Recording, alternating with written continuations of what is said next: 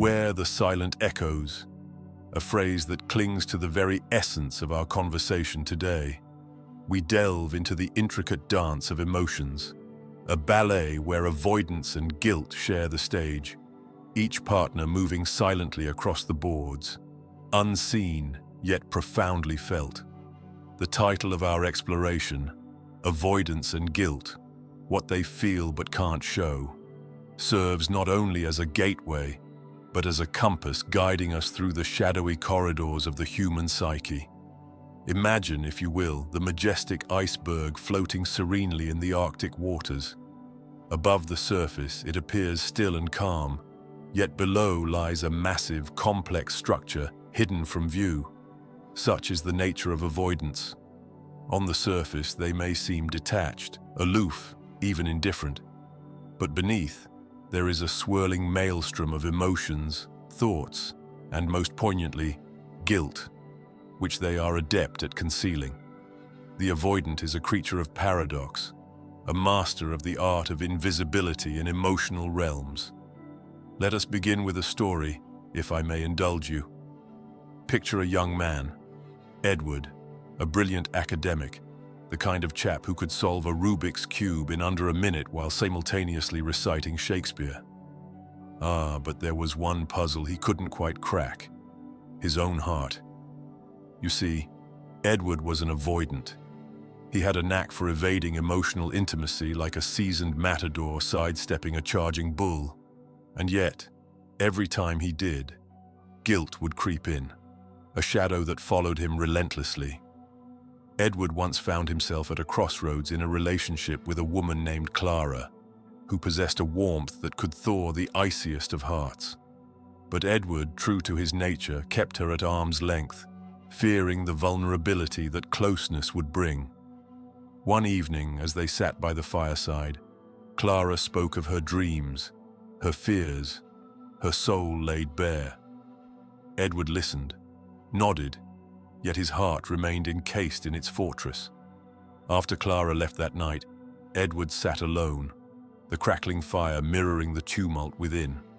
He felt guilt, a profound sense of having failed not just Clara, but himself. Yet when morning came, he wore his usual mask of composure, and the world saw none of the turmoil that raged within. Guilt, for avoidance, is a silent companion, a specter that haunts their solitude. It is the uninvited guest at their mental banquets, whispering of what could have been, what should have been. This guilt is not the result of malicious intent, but rather the byproduct of their instinct to shield themselves from emotional exposure. It is the guilt of knowing the pain their distance may cause others, yet feeling powerless to change. Consider the case of Margaret, a woman whose career in diplomacy was as illustrious as her personal relationships were barren. She navigated international crises with aplomb, yet stumbled when faced with the simple act of expressing affection. Margaret was an avoidant, her heart a fortified embassy, allowing only the most superficial of interactions. She once had a friend, Sophie, who shared a bond with her that was as close as Margaret allowed. When Sophie fell ill, Margaret visited her in the hospital, but could not bring herself to express the depth of her concern. Instead, she spoke of the weather, of politics, of anything but the fear of losing her dear friend. When Sophie passed, Margaret was left with a guilt so profound it became a part of her very being. Yet, to the world, she remained the stoic diplomat, the consummate professional. The avoidance guilt is a peculiar beast. It feeds on the knowledge of missed opportunities for connection, of words left unspoken, and of the emotional chasms they inadvertently create. It is compounded by the realization that their actions, or lack thereof, can hurt those they care about. Yet they are caught in a paradoxical cycle of avoidance and remorse, unable to break free. Imagine, if you will, a painter, skilled in the art of creating landscapes that evoke the most profound emotions.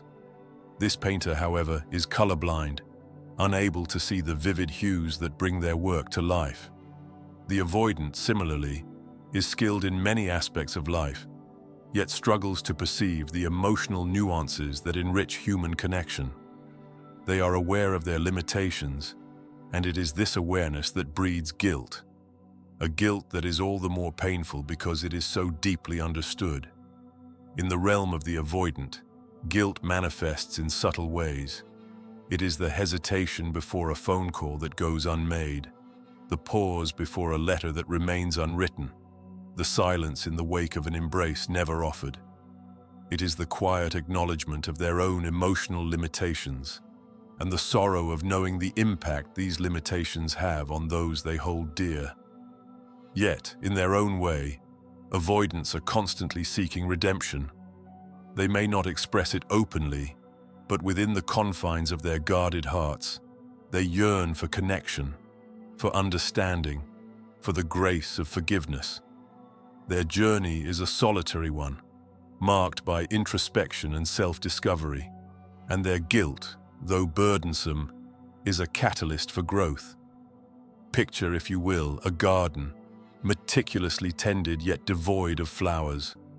The avoidant, like the gardener, may labor tirelessly to cultivate their inner world, yet struggle to nurture the blooms of emotional connection.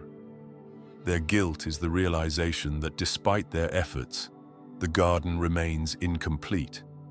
It is the hope that one day, the seeds of vulnerability they sow will blossom, bringing color and life to their barren landscape. In closing, I invite you to consider the complexity of the avoidance experience. They are not devoid of feeling, nor are they incapable of change. They are, like all of us, navigating the intricate dance of human emotion, seeking to reconcile their fears with their desires. Their guilt is both a burden and a beacon, guiding them towards the possibility of transformation. As we part ways in this exploration of avoidance and guilt, remember that beneath the surface of their composed exterior lies a depth of feeling that is both profound and poignant. They may not always show what they feel, but their journey is one of courage, introspection, and ultimately, hope. And perhaps, in understanding their silent echoes, we may find a deeper connection to our own humanity. If you believe this video might help someone dear to you, share it with them. A small gesture on your part could mean the world to a friend in need.